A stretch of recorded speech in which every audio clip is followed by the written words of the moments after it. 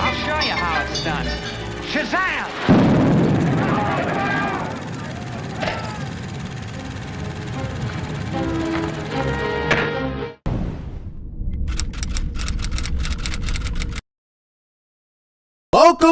Welcome. What's going on, YouTube? Welcome back to our channel. Tyrell and Nick here, and we do Underdeveloped. We watch movies, we react to them, we also review them. Like, we react to older movies, relatively new ones, or movies that's been out for a while, but we tend to also review movies that are coming out as close as we can to its release date. Mm-hmm. And yeah, we've been doing it for a while, some years now, and we enjoy it. We are filmmakers ourselves.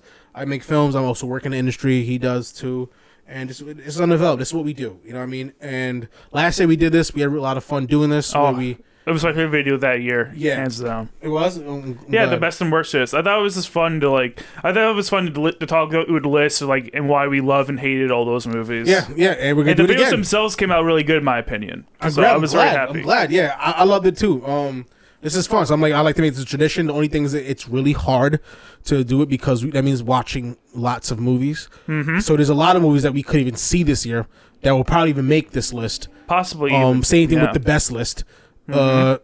So I'm gonna shout some of those out. All right. So let's do a diss shout out or verse to a shout out. A diss shout out to the movies that probably would have made it if we saw it. Probably The Crow, and it hurts me to say this because I know the writer personally, not too well, but he was the showrunner of the show that I worked on most of the year, Black Rabbit. So catch that on Netflix next year. He also did The Order, which I thought was pretty solid. Still missing one or two things, but pretty solid. And he also did King Richard, which I liked. But I heard even from his wife, she said it was like a moody John Wick. So, and on top, I've heard this overwhelming negative stuff that it didn't even relate. The Crow was even related to the original book or even the old movie. Like, yeah, I just heard negative things across the board. And also Mufasa. Just the idea of making a fucking live action film to Lion King in the first place would be fucking. Is this fucking? Why would you do that? It's already offensive. Out of all fucking films, I know you guys just try to take it. I know you Disney motherfuckers are just whores that's trying to bleed money dry. Yes, don't take offense because I would like to work for you one day. Because I know people who work for you now, so chill. But let's be honest, you guys, come on, you guys just spend so much money on IP and just fucking milking every fucking thing dry. Come on, guys, you could do better. You absolutely can. Fuck, you already took other films that I liked and you fucked it. You did not film but classics like Jungle Book, which is actually pretty solid. So fuck that. Aladdin, and Beauty and the Beast, and Beauty and the Beast, and come Mulan. on, and Mulan, and you doing Cinderella, and you did Cinderella, and you doing Snow White coming out. It was come on, man, it's not even that great. It's come on, dude. But Lion King, well, I want to see bad CGI lines that looks lifelike, talking like fucking cartoon characters. Because it's more realistic. But the fact that they do that makes it less realistic. It makes it look stupid. I know. I hate it so much. Just give me the cartoon. The cartoon is beautiful. It holds up all these years later. It's like Vince Vaughn redoing Psycho. No. Ugh.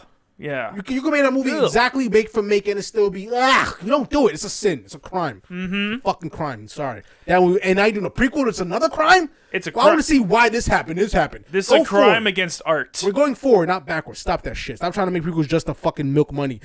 So those are films that would have probably made my list if I had the chance to watch it. But so many movies come out this year and in the last few years and just in general that it's hard to keep up with every single thing. Like we're just two people. We don't have a huge staff. It also takes money to spend to watch these movies. So it's bear with us, guys. We're not big enough that we can Chris Tuckman and one of those guys that we can go to these press screenings for free probably and see. And I wish. If only. I do review friends that do get those kind of passes. Yeah, I know. That's sick that they do. Fuck them. Great for love them. Good for them. Anyways, all right, it's time to get into my dishonorable mentions. You want to go first?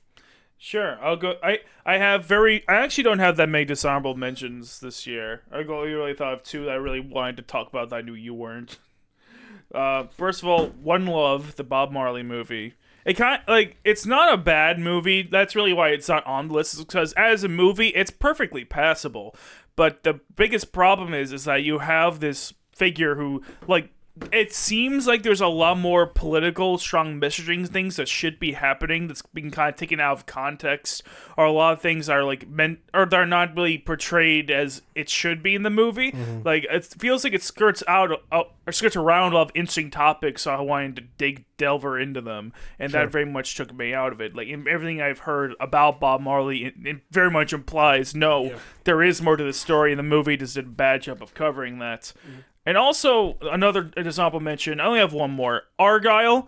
Again, like, it's a mess of a movie, but I still found it personally enjoyable. Really, the big reason why I have to mention it here on this list, even as dishonorable mention, is that it makes the Kingsman worse because it's tied into, because the post-credit sequence ties it into the Kingsman, right. and it's canon to the Kingsman movies now. Yeah, that's nuts. And it makes no fucking sense. And that ending with like the other Henry Cavill with the accent, I'm like, what the hell is this bullshit?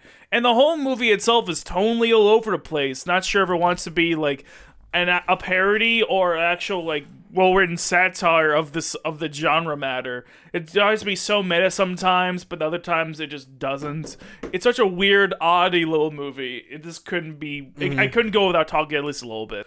All right, guys. So here is my dishonorable mentions: Deadpool and Wolverine. Sorry, guys, I did not buy the hype. I mean, I love the friendship between these two guys.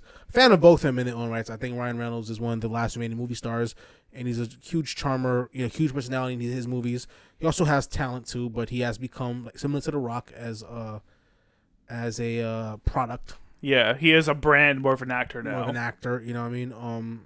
But I still love seeing Hugh, and I mean, you're gonna keep beating Hugh with this till he's 90. Keep doing his fucking role. The movie itself jokes but that. Jesus Christ, yeah, I know, I love it. Hey, and I mean, he still has great shape. You know what I mean? Still has juice left in the tank. They didn't disservice Logan, which is good. I know he wasn't bad, but the movie was really bland, very very overrated. Was not excited by it at all. A lot of exciting things that you think I would love to see in it, and it just didn't really land for me. Yeah, I mean that movie really is just pandering to the audience. Exactly. It's I'm like, not into that. it's just 2000s Fox nostalgia baiting. It's just a whole bunch of jokes that are like mostly entertaining, but ultimately don't really add up to anything. The nostalgia baiting wasn't even satisfying. It was much more satisfying than Spider-Man to me. I didn't want to put this film in there because I think between Catherine O'Hara and Michael Keaton, they kill it in their roles. They crush it. Very funny, very entertaining, very well done. So I think they deserve them alone kind of saved the movie. But I think the movie juggles like 1,000 different storylines that could be good, but because they try to do all three in one movie, that they kind of make the movie, and they don't have enough time to do it, kind of make the movie feels rushed. And that's just a cardinal sin. That's a writing flaw. That's a directing flaw. That's just a flaw. Madam Web. Don't get me wrong. I thought this movie was actually gets a lot of hate. I don't think it's that bad, but it does have a serious sin. In terms of like, I said it before too. If you watch those reviews, like Madam Web, I think has a lot of good ideas, just not great execution, and not good performance too. Like I thought Sydney Sweeney was not great in that movie. No one was really great in that movie. No one really great in that movie, but especially her. I thought she was very good. Yeah, she was bad. Almost like she wasn't even there. She didn't know what she was doing. No, Dakota Johnson was hilariously bad. Yeah, I mean, I thought, but I still think she wasn't bad in the movie. I think there's more just the writing. It's like certain things that just like, the way they decided to do everything. No, even if she gave the best performance, it wouldn't have saved it. Exactly, it would still have been bad. I just felt the ideas weren't. I mean, the ideas were good. It just the execution was just off. It was. Execution was all over the place. Very all over the place. Yeah, it was very messy. Yeah, and in Craven, another movie could have been mad good, but just it's a misfire. Yeah. They just there's again so much good ideas trying to jump into one movie, and it just falls flat on every angle because you're not giving it the right time. You're not focusing on the right things. Like this movie could have really done a actual rewrite and a reshoot and changed things around, and you could actually made it a real deep family centered. Tragic drama, kind of like dismantling of a family. You know what I mean? Like, you absolutely could have. We just released a video on this like a couple of weeks ago, so it's still very fresh. Check that review because we go into that in far more detail. So those are my dishonorable mentions. And without further ado, let's get into our top 10. Yes, the top 10 West. Okay, and it's off, Nick. All right, my number 10. The Ministry of Ungentlemanly Warfare. I always have to look down on this because it's such a long and unwieldy title. I always forget the exact words. man, this movie was boring. It is your bog standard, generic ass action movie. It's like, I mean, it's just. There's no stakes. It feels like there's no stakes or anything. It's like no one really dies. None. You don't really even believe there's a chance of everyone dying because everyone is just like this bland caricature of a human being that has no personality. They're just there to be action movie heroes. It's like, I get it. That's how World War II movies were filmed back in like the 40s and It's early a slightly 50s. better Expendables movie. All right, my number 9, one of your honorable mentions, Beetlejuice. It's a movie that is lesser than the sum of its parts, quite frankly, because there's a lot of little individual things I do really like. I like some of the little individual plot lines. I like the little weird thing that fucking Willem Dafoe has, where he's like an actor, where he's like a dead actor playing a detective, but he's an actual detective who thinks he's an actor playing a detective. Yeah, that's really that fun. shit is so crazy, creative, and funny, but it's paired up with like these kind of boring other plot lines. Some plot lines are better than others, and it's really just a movie held up mostly by the performances of its cast, especially Michael Keane brings it back, and Catherine O'Hara still got it. They still have their acting chops here, and it's like they've never even left. But the whole movie itself is just a mess of different plot lines that have barely anything to do with each other, just trying to fit it all into 2 hours. It just doesn't work. It's a very unsatisfying mess with a whole bunch of stuff that feels rushed and lessens the whole experience. It's definitely a movie better to watch in clips than in its entirety. Okay, number 8, Rebel Moon 2. I cannot bother to find out what the damn subtitle of this movie is, because I know it's going to be blank of blank, and it's going to be super boring. And I'm like, okay. It's just, I mean, last year, the first Rebel Moon was a lot higher on my list, especially since I was a lot more fresh watching that. And this one really contains a lot of the same issues I had with the first one, where it's a bland and uninspired mess of a movie. I feel like this movie is a little better than the first one. It wastes less of my time than that one does. And it does give us a little more of the backstory of the characters, which is something I did want, but again, it feels like we have, with the way the backstories are presented in this one, I feel like there's a lot more potential stories here that could have been more interesting than the one they ultimately gave us, because it's still a very shallow, hollow mess that lacks emotion, and I can't get emotionally invested in that. It is the antithesis of everything I believe in filmmaking. While I appreciate the creative and unique, this is the bland and tried and true and tested, and the exact same things you've seen a million times before.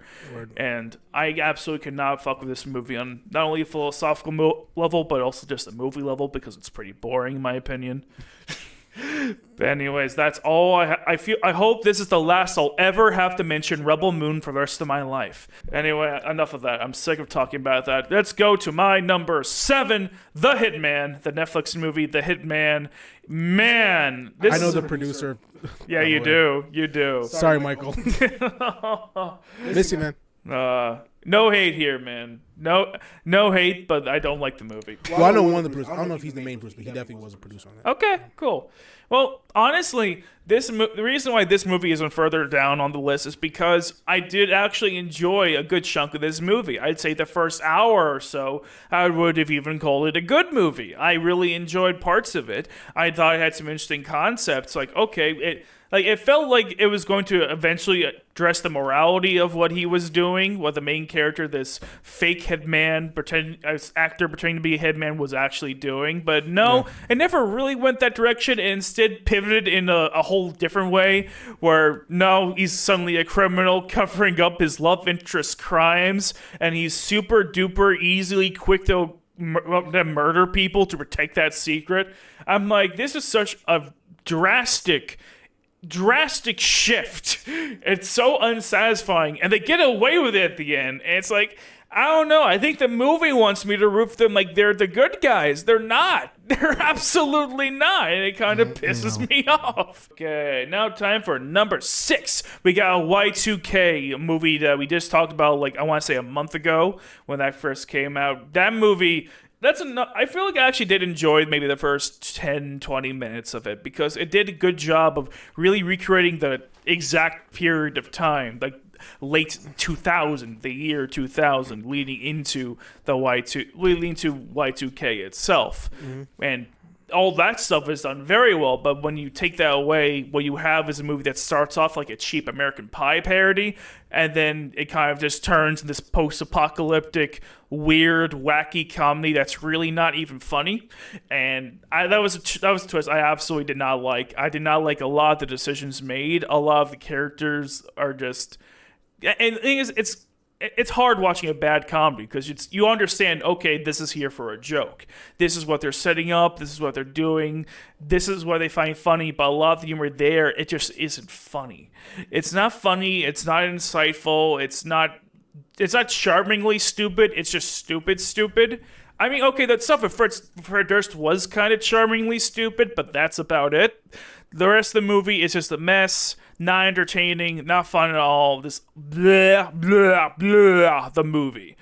Anyway, number 5. You probably expected me to put this higher, but number 5 is going to be Night Swim for me.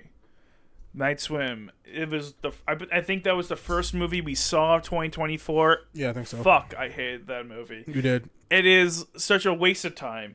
Because the thing is, it's one of those ideas that it sounds really stupid. Like, oh, it's a movie about pool monsters in your pool. Yeah.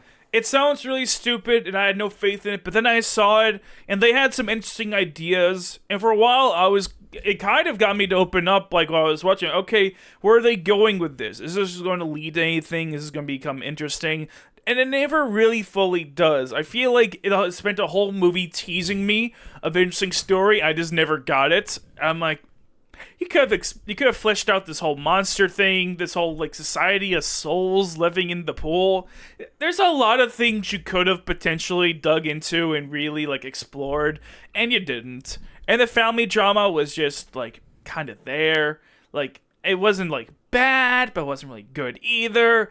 It's just there's just really nothing to grab onto the movie. Performances were just whatever.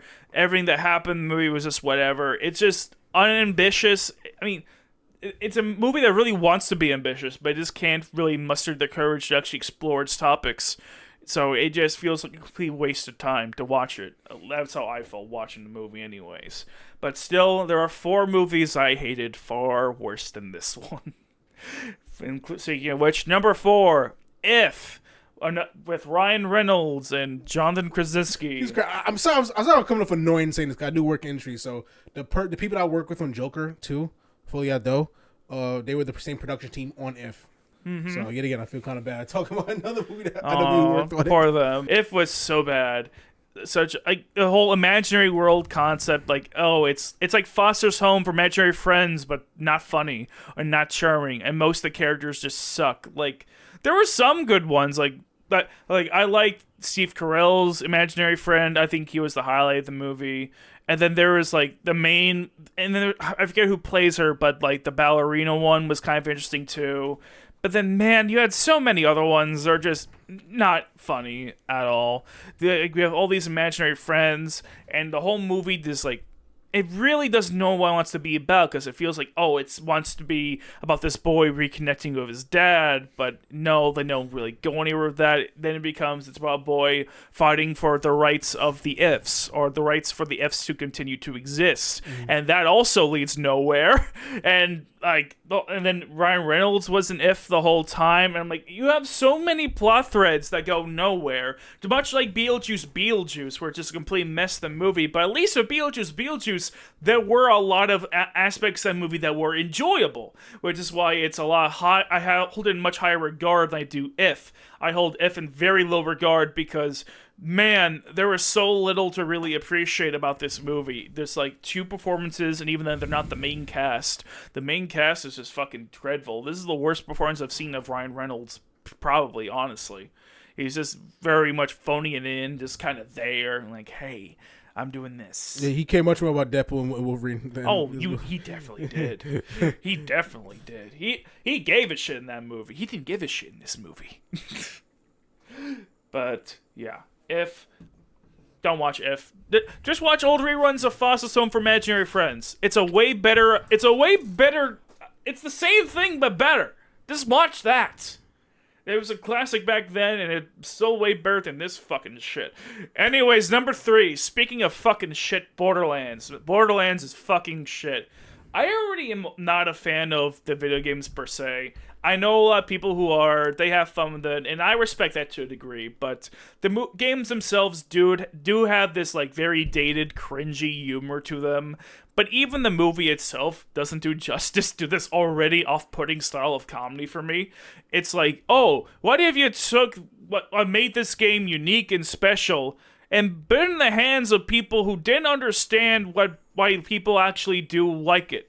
Like, oh, like these cheesy cringe humor. It works for them in the games because, again, with most people, a compelling performance is enough to actually get them to laugh at the jokes. Like someone says something a funny way, does something interesting. That's enough for a lot of the people who like the Borderlands games, and even the ones who don't like the comedy, just want to play for the fucking gameplay.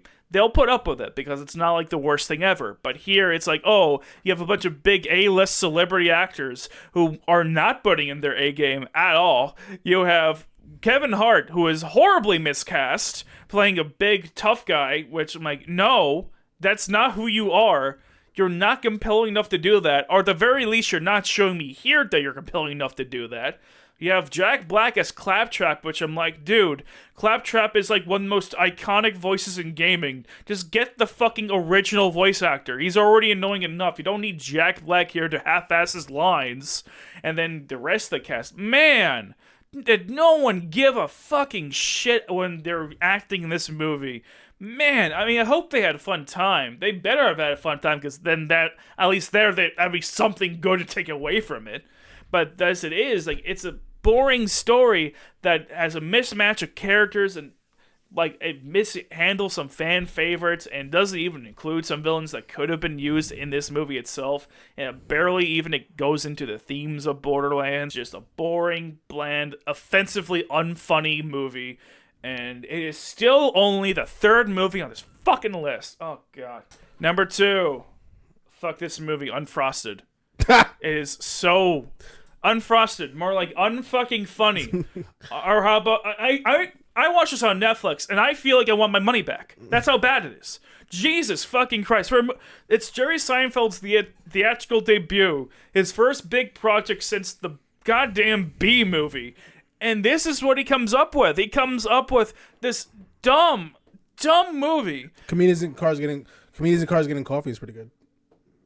Well, comedians and cars getting coffee is not fucking Unfrosted. But the thing is, the ultimate problem with Unfrosted is they can't commit to what it wants to fucking be. Because half the times it's telling really dumb kidsy jokes, trying to be a kids movie, but then the other half the time it tells these crazy dark ass jokes that aren't even funny. And it's so jarring because it's like, because you're not committing to either side. You're telling these really unfunny kiddie jokes for like a kid's movie, and you're telling these really fucking twisted jokes about murder and shit. I'm like, this isn't funny.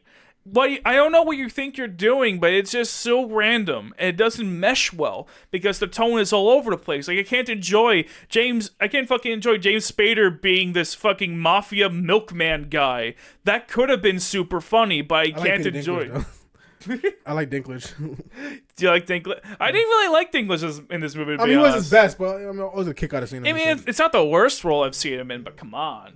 Like, there's like the milkman thing is something that's funny in concept, but it's not really done well in execution because the tone is so all over the place, and a lot of the jokes are just not funny at all, and the characters are all just complete cutout, or like cardboard cutouts. It's a complete farce of a movie that just makes zero sense and has this really dumb moments in it, and it is terrible in all regards. And it's still just the 2nd worst movie on this list, at least according to me.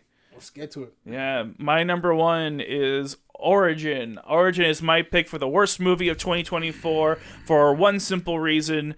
It is a movie that loves to waste your time. It reaches interesting conclusions, one that is backed up by facts. I don't think this isn't a movie that's here to spread any sort of lies or give any misinformation, because it doesn't. It gives you true information, but the problem with the information it gives you is that it reaches a conclusion very early and just repeats it ad nauseum instead of building up on top of that, creating creating a narrative that actually is entertaining and really goes deep into the subject. I know this isn't a documentary film; but you could actually go deeper into these subjects. Again, everything here is just super surface level. The only good thing I really have to say about the movie is that I now have a list of books that references that I can potentially read that are, I'm sure, more interesting than the book itself. Like all the individual scenes with these two, it was this white couple and this black couple, really studying racial diversity in the South and how people and race relations in the South. And I'm that itself was a very interesting concept. I would watch a whole movie on that. It'd be more cohesive and less just random and spirally and just boring than this movie was. Word. Okay, that was next list. All right, so let's get into my top 10 worst. It's not two. It's a lot of familiar movies on this one. I'm not gonna lie, but fuck it. Let's do my list. My number 10 is Unfrosted. I recently watched this. I didn't hate it as much as Nick, but I mean, yeah, it is pretty much. It is pretty much just a joke that he said himself that Seinfeld made about cereal, and he kind of went to expand the whole thing. I think through this movie, he's trying to pretty much recreate his whole childhood.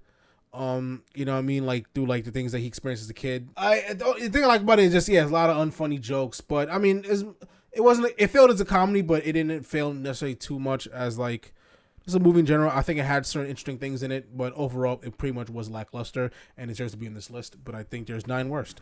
So let's go to those. Y2K is next.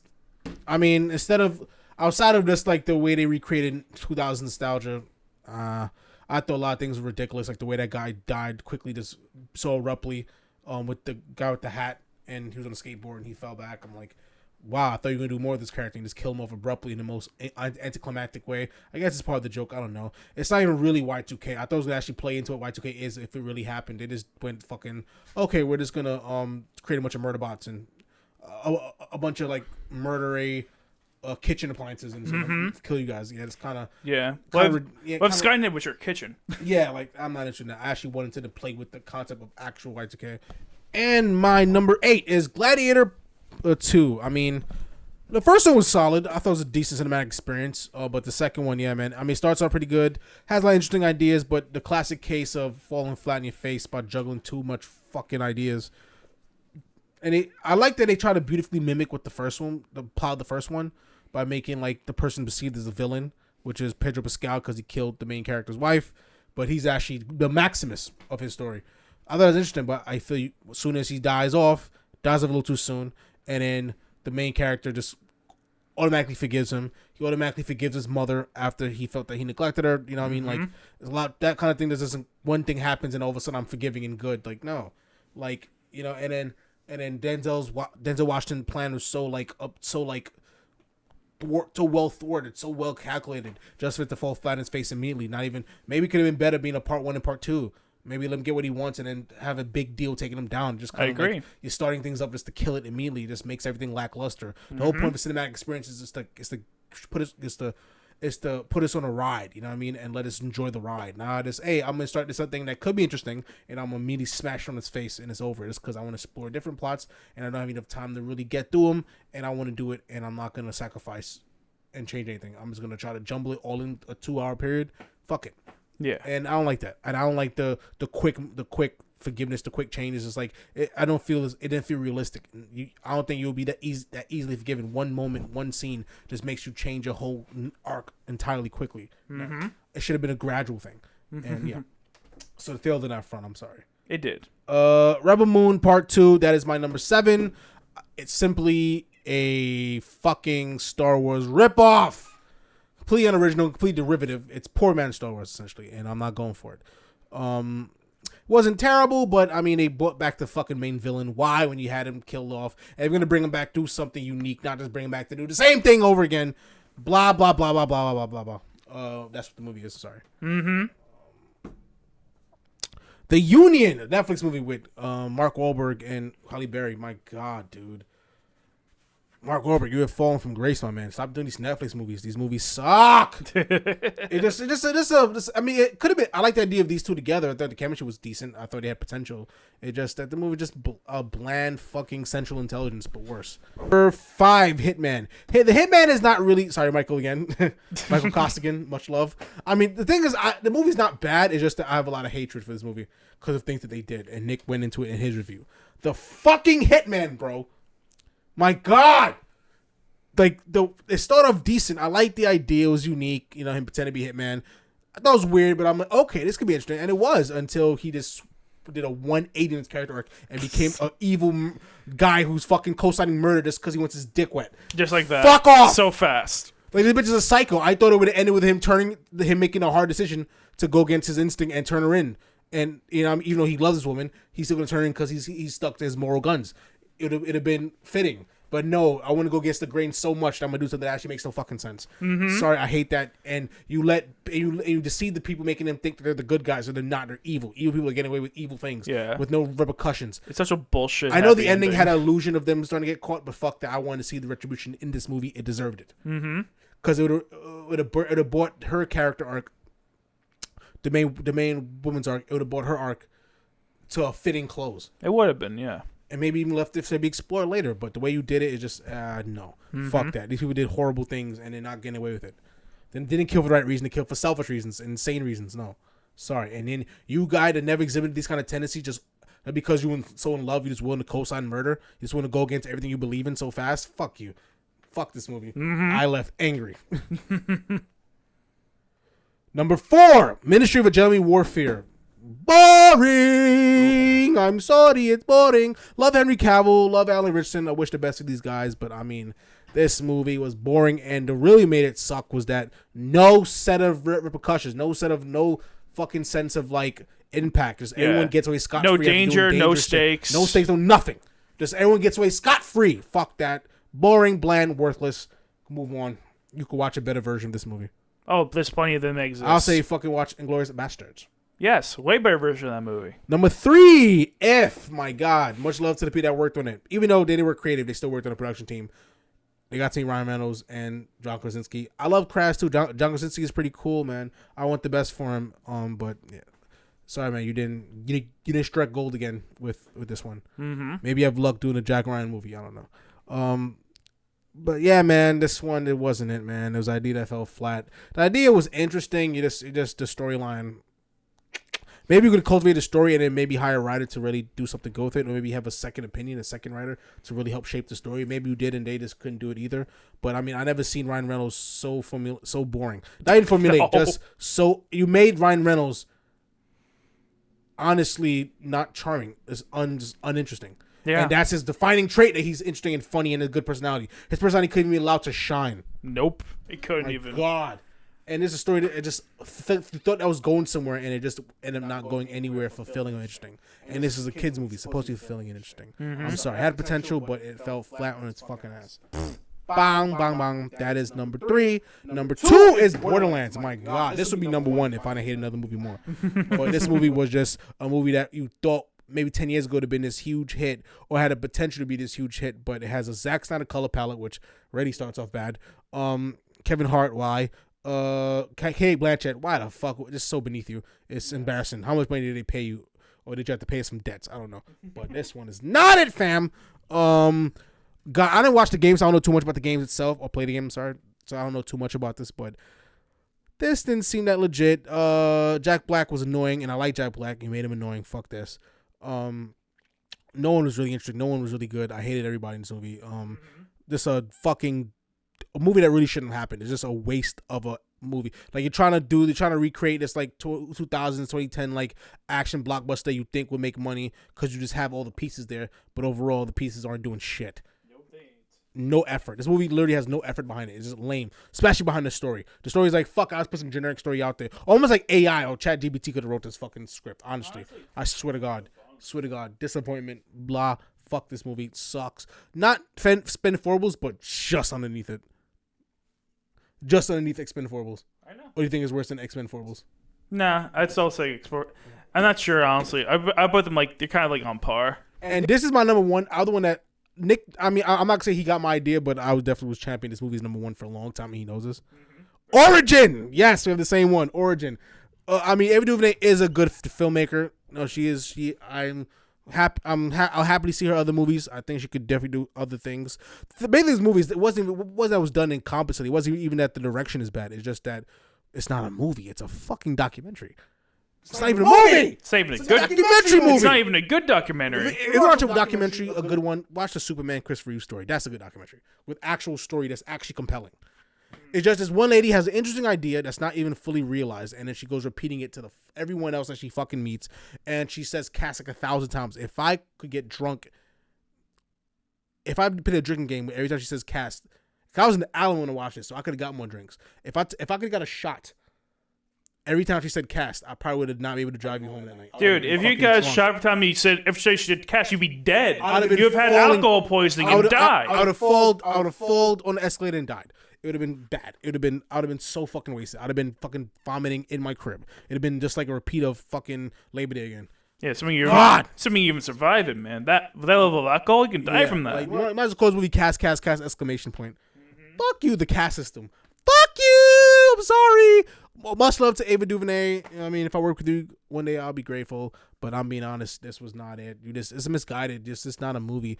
And then you have this personal life going on, but it doesn't really tie into the movie at all. No. It's just a personal life. What's the point of doing that?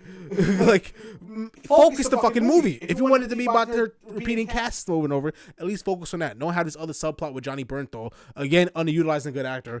You know what I mean? Just to die off and then does nothing with it. She doesn't even really fucking an assistant, Niecy Nash, she gets sick, and they don't really even does much to her. She's phased by it, but she doesn't really carry out the movie. It doesn't really affect her action. She's just doing her job, getting her information, doing an interview as normal. Like when you're mixing in drama with family drama, plot drama, in two very different ways. A good way for them to work is that one will be informative of the other. How she deals with her work or however will be informed by how she deals with her family life. And they don't do that here. It's a waste. It wastes your time. Yeah. So, yeah, fuck Origin. I'm sorry. Fuck Origin. That is the worst movie of 2024. I would agree. All right, guys. So that is our list. That concludes our worst list. Catch us for our best list. That'll be much more fun. Yep, that'll be coming up in just a few hours from now. So keep an eye out for later today when the best list drops. Yeah, guys. See you.